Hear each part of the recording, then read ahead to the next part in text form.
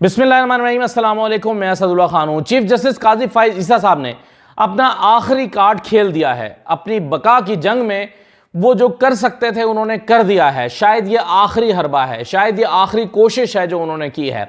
मखसूस नशस्तों वाले मामले में जब जस्टिस मंसूर अली शाह साहब, जस्टिस अतर मिन्नल्लाह साहब और जस्टिस मोहम्मद अली मजहर साहब पर मुश्तमिल 3 रुकनी बेंच ने इलेक्शन कमीशन का फैसला मुअत्तल किया था, तो सदीक जान ने ट्वीट की थी कि एक्सटेंशन तो बढ़ गई। कुछ लोगों का ख्याल था, बहुत सारे और लोगों का भी, कि अब काजी फाइज साहब की एक्सटेंशन नहीं हो सकेगी, क्योंकि जब फैसला मुअत्तल हो गया और जो मखसूस नशस्तों पर लोग आए हुए थे नून लीग और पीपल्स पार्टी के, जो सुन्नी इत्तेहाद काउंसिल या तहरीक इंसाफ की मखसूस नशस्तों के हिस्से की नशस्तें लेकर वो आए थे और उन नशस्तों पर जो है वो बराजमान हो गए थे, जब उनको डी नोटिफाई कर दिया गया तो हुकूमत के पास 2/3 अक्सरियत नहीं बची। जब हुकूमत के पास 2/3 अक्सरियत नहीं बची तो वो आईनी तरमीम नहीं ला सकते, वो जजों की अपॉइंटमेंट वाले मामले पर वो जो करना चाहते हैं नहीं कर सकते, और उसके नतीजे में काजी फाइज साहब को एक्सटेंशन नहीं दी जा सकती। यही तासुर उस वक्त उभरा था और जून में के लिए समाअत मुलतवी की गई थी और कहा गया था कि चीफ जस्टिस साहब इस पर लार्जर बेंच तश्कील दें। लार्जर बेंच बनाने की दरखास्त कर दी गई थी, लेकिन साथ ही साथ मुअत्तल कर दिया गया था वो फैसला भी इलेक्शन कमीशन का, कि जिसके नतीजे में फिर मखसूस नशस्तें मिली थी। अब काजी फाइज साहब ने क्या किया है, जो सुप्रीम कोर्ट के रिपोर्टर्स हैं वो खबर चला रहे हैं अपने सोर्सेज से, अगरचे अभी कॉज लिस्ट जारी नहीं हुई लेकिन वो अपने सोर्सेज से ये खबर दे रहे हैं और वो कह रहे हैं कि एक फुल कोर्ट तश्कील दे दिया है काजी फाइज साहब ने। फुल कोर्ट तश्कील देने का मतलब है कि इस वक्त सुप्रीम कोर्ट में 14 जजेस हैं, उनमें से एक जज जस्टिस मुसर्रत हिलाली साहिबा बीमार हैं, अदालत के बायस वो तो बेंच का हिस्सा ना बन पाएंगी, लेकिन बाकी 13 जजेस जो हैं वो उन पर मुश्तमिल फुल कोर्ट अब इस मामले की समाअत करने जा रही है। अब सवाल ये पैदा होता है कि फुल कोर्ट क्यों बनाई गई और काजी साहब इससे क्या चाहते हैं। देखिए, पहली बात तो ये है कि ये जो लार्जर बेंच बनाने की बात की गई थी, इस पर जस्टिस मुनीब अख्तर साहब की राय ये थी कि जो सुप्रीम कोर्ट के सीनियर 7 जजेस हैं, 7 सीनियर जजेस, उन पर मुश्तमिल लार्जर बेंच बना दिया जाए। लेकिन उसमें मसला ये हो रहा था कि अनफॉर्चुनेटली अब हमारे यहाँ ये भी हो गया कि बेंच देख के बता दिया जाता है कि फैसला क्या आएगा, 3-2 से आएगा, 4-3 से आएगा, ये प्रेडिक्टेबल हो गया है। अब यही हुआ, ये जो पहले 7 जजेस बनते हैं उनमें मुनीब अख्तर साहब भी हैं, मंसूर अली शाह साहब भी हैं, उसमें जो है वो जैसे यही आफरीदी साहब भी हैं, काजी फाइज साहब भी हैं। तो जो टॉप के जो यानी टॉप सीनियर 7 जजेस बनते हैं उसमें तनासुब फिर नजर आता है कि 4-3 का बन जाएगा। यानी ऐसा लगता है कि शायद चीफ जस्टिस साहब को यह खतरा होगा कि अगेन ये फैसला जो है वो तहरीक इंसाफ के हक में आ सकता है 4-3 से। तो उस ऑप्शन पर काजी फाइज साहब नहीं गए और उन्होंने फुल कोर्ट तश्कील दे दिया। हालांकि बहुत इंपॉर्टेंट मामलात में फुल कोर्ट तश्कील नहीं दिया जाता, लेकिन इस केस में फुल कोर्ट बना दिया गया है। अब ये जो फुल कोर्ट बनाया गया है, इससे काजी फाइज साहब, अगरचे ये हतमी तौर पर नहीं कहा जा सकता अभी भी कि कितने जज इस साइड पर जाएंगे और कितने जज उस साइड पर जाएंगे, कितने मंसूर अली शाह साहब के साथ खड़े होंगे, क्योंकि मंसूर अली शाह साहब अपना माइंड दे चुके हैं, यानी उन्होंने अपना माइंड दिया है कि फैसला मुअत्तल किया इलेक्शन कमीशन का। अतर मिन्नल्लाह साहब ने भी कहा, अतर मिन्नल्लाह साहब ने कहा था कि ये बात तो तय है कि किसी और का मैंडेट किसी और को नहीं दिया जा सकता। ये रिमार्क सुन के आए थे, तो एक तरह से उस बेंच का जो है वो माइंड हमें पता चल गया था। अब मंसूर अली शाह साहब जो हैं, जाहिर है अगर काजी फाइज साहब चीफ जस्टिस नहीं रहते तो मंसूर अली शाह साहब चीफ जस्टिस बनेंगे, तो मंसूर अली शाह साहब के साथ कितने जजेस जाएंगे और काजी फाइज साहब के साथ कितने जजेस जाएंगे, ये कहना तो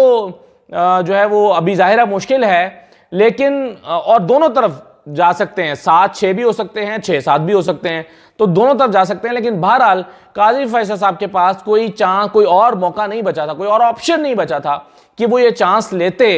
कि एक ट्राई करते कि 7 जजेस उनकी सपोर्ट में खड़े हों या उनके पास अपनी अक्सरियत शो करें। अच्छा, एक कोशिश ये भी हो सकती है काजी फाइज साहब की कि उन्होंने अपनी अक्सरियत का इजहार करने की भी एक कोशिश होगी, क्योंकि आपको याद है पिछले चीफ जस्टिस उमर अता बंदयाल साहब के भी ज़माने में जब बहुत अदलिया के दरमियान डिवीजन हो गई थी, तो उस पर 8 रुकनी बेंच बनाकर जस्टिस उमर अता बंदयाल साहब ने 8 रुकनी बेंच बनाकर 8-0 से एक फैसला मुअत्तल करके अपनी अक्सरियत साबित कर दी थी। तो अपनी अक्सरियत साबित करने की कोशिश हो सकती है, और अगर ये होता है कि ये फिर इसमें काजी फाइज साहब के मौक़िफ़ को हिमायत मिल जाती है, तो फिर काजी साहब के मौक़िफ़ को हिमायत मिलने से सुन्नी इत्तेहाद काउंसिल की नशस्तें दोबारा हुकूमती इत्तेहाद के पास जा सकती हैं और उसके नतीजे में फिर 2/3 अक्सरियत होगी और उसके नतीजे में खुद काजी फाइज साहब की एक्सटेंशन का मामला उसके राह हमवार हो सकती है। तो इसीलिए मैंने लिखा और कहा भी शुरू में कि ये आखिरी कोशिश है अपनी मुद्दत मुलाजमत में तोसी की, जो काजी फैसल साहब जो है वो यकीनन चाहते हैं। मैं इसलिए कह रहा हूँ चाहते हैं क्योंकि आज तक काजी फैसल साहब ने ये नहीं कहा बहाने से भी कि मैं तो एक्सटेंशन नहीं चाहता, मुझे एक्सटेंशन नहीं चाहिए, मुझे मत एक्सटेंशन दीजिए, मेरी जो एक्सटेंशन की बातें हो रही है मैं तो उसका ख्वाहिशमंद नहीं हूँ, कभी नहीं कहा उन्होंने। इससे भी जाहिर होता है कि वो अपनी एक्सटेंशन की मुद्दत मुलाजमत में तोसी के ख्वाहिशमंद तो हैं। तो अब बहरहाल सुप्रीम कोर्ट के अंदर जो लड़ाई है उसका भी पता चल जाएगा कि वो किस तरह है और डिवीजन किस तरह से है, और ये भी पता चल जाएगा काजी फैसल साहब के एक्सटेंशन के, क्योंकि ये बहुत ही इंपॉर्टेंट केस है। इस केस ने न सिर्फ पाकिस्तान के सियासी मुस्तकबिल, सियासी मंजरनामे की अक्कासी करना है आइंदा दिनों में, न सिर्फ ये बताना है कि पार्लियामेंट के अंदर अक्सरियत किसकी होगी, कितनी होगी, और क्या 2/3 अक्सरियत होगी या नहीं होगी, और उसके नतीजे में फिर कानून साजियाँ होनी हैं। तो इस फैसले ने न सिर्फ सुन्नी इत्तेहाद काउंसिल की असल जो नशस्तें हैं उसका तयन करना है, पार्लियामेंट के अंदर जो नंबर गेम है उसको डिसाइड करना है, बल्कि उसी की बुनियाद पर फिर चीफ जस्टिस की मुद्दत मुलाजमत या जजेस की तैनाती का जो प्लान है उसने भी इसी से एग्जीक्यूट होना है। तो अब आप देखिए कि जब ये सब कुछ होना है तो इसलिए ये केस बहुत अहमियत का हामिल केस बन गया है। अब इसमें मैं एक सिर्फ पॉइंट आखिर में देता चलूँ, फिर मैं दूसरे मौजू पर आ जाता हूँ। एक चूंकि इसके बराह रास्त बेनिफिशरी काजी फैसल साहब होंगे, अगर इस केस में ये डिसाइड होता है कि अगर इस केस में ये डिसाइड हो जाता है कि सुन्नी इत्तेहाद काउंसिल की नशस्तें सुन्नी इत्तेहाद काउंसिल को नहीं मिलेंगी, बल्कि ये नशस्तें तो मिलेंगी हुकूमती इत्तेहाद को, पीपल्स पार्टी और नून लीग को, तो फिर उसके नतीजे में काजी फैसल साहब को चूंकि एक्सटेंशन मिल सकती है तो उसके बराह रास्त बेनिफिशरी हो सकते हैं। तो चूंकि इस केस के बेनिफिशरी हो सकते हैं काजी फैसल साहब, इसलिए मैं समझता हूं कि काजी फैसल साहब को रिक्यूज करना चाहिए और उनको रिक्यूज कर देना चाहिए, क्योंकि उनके ऊपर यह इल्जाम लगेगा कि वो इसके बेनिफिशरी हैं, और कल को अगर वो बेनिफिशरी हो भी जाते हैं तो यकीनन वो इसी केस की वजह से होंगे। तो आज ही उनको रिक्यूज कर देना चाहिए, बड़ेपन का मुजाहरा करते हुए काजी फैसल साहब को, और इस बेंच का हिस्सा नहीं बनना चाहिए। वैसे तो ये मेरा ख्याल है 5 रुकनी या 7 रुकनी बेंच भी बन जाता तो काफ़ी था, लेकिन बहरहाल इसको फुल कोर्ट बनाना समझ से बाला तार है, सिवाय इसके कि जो मेरी समझ में आता है और मैंने आपको बताया इसके अलावा क्या वजह हो सकती है फुल कोर्ट बनाने की। अदरवाइज इससे ज़्यादा अहम के 6 जजेस के मामले पर फुल कोर्ट नहीं बनाया गया, हालांकि उस पर इंडिया भी दिया गया था फुल कोर्ट बनाया जाएगा। तो जब इतने अहम केसेस में फुल कोर्ट नहीं बनाया गया तो इसमें फुल कोर्ट बनाने की क्या जरूरत थी? यह तो एक सिंपल इंटरप्रिटेशन का मामला है, लॉ की इंटरप्रिटेशन करनी है तो उसमें 7 रुकनी बेंच भी कर सकता था, लेकिन बहरहाल काजी फैसल साहब जो हैं उन्होंने इसको ऑप्ट किया कि फुल कोर्ट बनाए, 13 जजेस बैठकर इसको सुने। तो 3 तारीख को अब यह सुना जाएगा, देखते हैं कि क्या नतीजा निकलता है। अगली बात पर आ जाएगा, दूसरी बात पर, और वो ये है कि इमरान खान और निज़ाम की या इस्टेब्लिशमेंट की और हुकूमत की ऐसा लगता है लड़ाई अब अगले मरहले में दाखिल हो गई है, और हम देख रहे हैं कि इमरान खान मुसलसल चैलेंज कर रहे हैं अथॉरिटी को अपने ट्विटर अकाउंट के ज़रिए से, और उस पर पार्टी ने वजाहतें देने की कोशिश की कि नहीं जी नहीं, ये तो इमरान खान का अकाउंट नहीं है। तो इमरान खान ने उनको डांट पिला दी, और जो नया पैगाम जारी हुआ है कल रात को इमरान खान का, उसमें वो कहते हैं मैं अगरचे कम्युनिकेशन का प्रॉब्लम है अपनी सोशल मीडिया टीम के साथ, लेकिन मैं उनके साथ खड़ा हूं, उन्होंने ज़बरदस्त काम किया, मैं उनके साथ खड़ा हूं। और यानी उससे उन्होंने ये तासुर देने की इमरान खान ने कोशिश की है कि जो कुछ हो रहा है मैं उससे डिनाई नहीं करता। हालांकि इमरान खान के पास ये ऑप्शन मौजूद था कि वो कह देते कि अगरचे कम्युनिकेशन में प्रॉब्लम है, मेरी सही बात कम्युनिकेट नहीं हो पाती, इसलिए कुछ चीज़ें ऐसी भी अपलोड हो गई हैं जिसको मैं सपोर्ट नहीं करता, वो ये कह सकते थे। स्पेसिफिकली इस डॉक्यूमेंट्री का जिक्र किए बगैर भी कह सकते थे, वो 3-4 मिनट की जो डॉक्यूमेंट्री सी बनी है उसका जिक्र किए बगैर भी कह सकते थे कि भाई कुछ चीज़ें ऐसी अपलोड हुई हैं जिसको मैं सपोर्ट नहीं करता, ये कह सकते थे वो।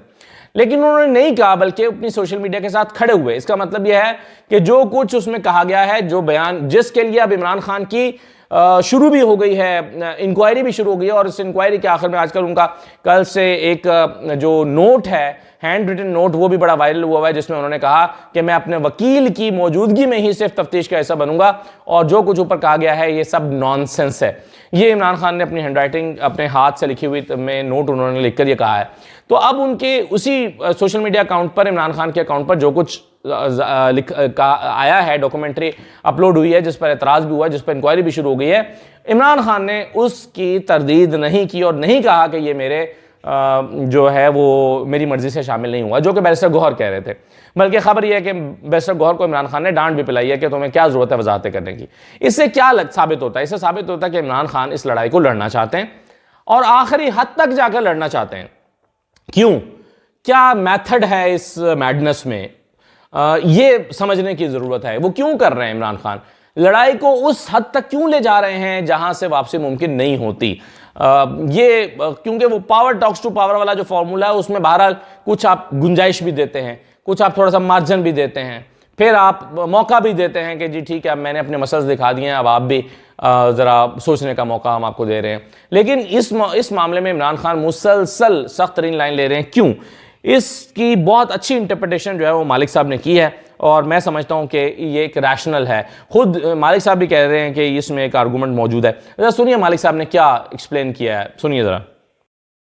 आई थिंक मेरा ख्याल अब खान साहब ने फैसला कर लिया कि यार अब अगर होना है तो फिर खुली टक्कर हो जाए, ताकि अगर ये निज़ाम गिर भी जाए तो शायद उस डिस्ट्रक्शन में से एक नया निज़ाम निकले। क्योंकि उनको नज़र आ रहा है कि जो करंट सिस्टम है इसमें उनकी इस्टेब्लिशमेंट ने जगह नहीं बनने देनी, नो मैटर व्हाट। और इसलिए अब वो चाहते हैं कि ये कॉन्फ्लिक्ट उस पॉइंट पर चला जाए। और मुझे आई कैन अंडरस्टैंड उनकी थिंकिंग की एक रैशनल है